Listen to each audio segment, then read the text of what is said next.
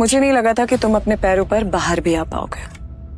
अच्छा, तुम्हें मेरी इतनी चिंता हो रही थी?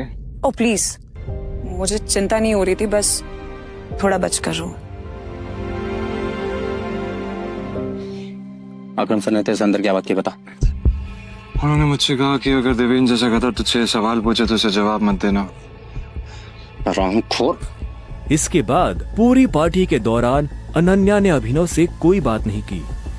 मेरा घर यहाँ से पास में है, वहीं ले लो।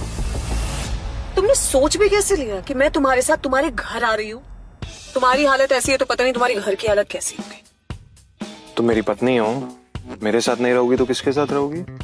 सुनो, अपनी ये 2 कौड़ी का लॉजिक ना अपनी जेब में रखो। पहले तुम मुझे ये बताओ, तुम मेरे बिस्तर में कैसे आए? ये सवाल तो मैं भी तुमसे पूछना चाहता हूँ। अच्छी बात है, लेकिन मैं तुम्हारे साथ तुम्हारे घर रहने नहीं आ रही हूँ, मैं अपने घर जा रही हूँ, ठीक है? और अगर इन फ्यूचर मजबूरी भी रहे ना, तो मैं तुम्हारे साथ तुम्हारे घर में नहीं रहूंगी, तुम मेरे घर रहने आओगे, एक नौकर की तरह, समझे? अभिनव ने पहले उसे देखा और फिर अपनी उंगली में पहनी हुई उस अंगूठी को देखने लगा। अगर आज वो अंगूठी नहीं होती तो पता नहीं उसका क्या होता।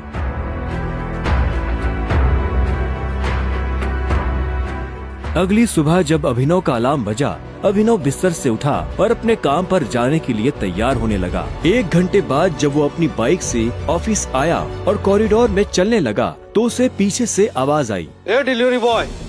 यह आवाज उसके साथ काम करने वाले हरीश की थी। उसे ऑफिस में अपना काम करने की नहीं, अभिनव को चिढ़ाने की तनख्वाह मिलती थी। क्या हुआ, कुछ काम है? मुझे देर हो रही है। हाँ, अबे तुझे किसी मीटिंग में जाना है, बॉस तुझे बुला रहा है। और भाई, कल तू कहाँ चला गया था बिना बताए? अपने बाप की बारात में गया था क्या? ये सुन अभिनव की नसें गुस्से में फटने को आई थी। वो चाहता तो अभी हरीश के सारे दांत एक मुक्के में अलग कर सकता था, लेकिन उसने अपने आप को शांत किया और उसकी बात का जवाब दिए बिना अपने बॉस के कैबिन की तरफ बढ़ने लगा। Good morning sir. ऐसा क्या है गुड इस मॉर्निंग में?